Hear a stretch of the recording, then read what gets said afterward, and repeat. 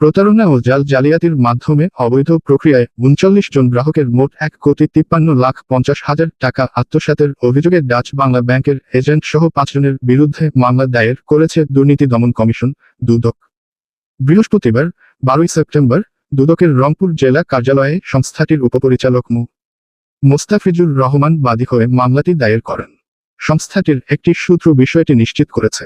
মামলার আসামিরা হলেন মেসার্স শিরিন ট্রেডার্সের মালিক ও ডাচ বাংলা ব্যাংকের এজেন্ট মোছা জোবেদা বেগম, তার স্বামী আবুল কালাম আজাদ, তার মেয়ের জামাইয়ে বি.এম. আতাউর রহমান, এজেন্ট ব্যাংকের কর্মচারী শাহজাহান ও জাহাঙ্গীর আলম।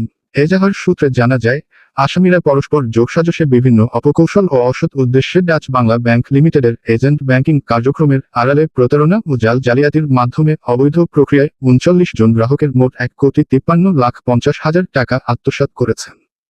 মোছা জোবেদা বেগম ও তার স্বামী ২০১৮ সালের অক্টোবরে ডাচ বাংলা ব্যাংকের এজেন্ট হিসেবে কার্যক্রম শুরু করে বিভিন্ন গ্রাহকের কাছ থেকে এফডিআর খুলে অর্থ গ্রহণ করতে থাকে।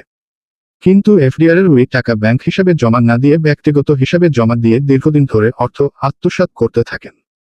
একপর্যায়ে ১.৫ কোটি টাকার বেশি অর্থ আত্মসাতের পর এজেন্ট ব্যাংকিং শাখা বন্ধ করে আসামিরা উধাও হয়ে যায়।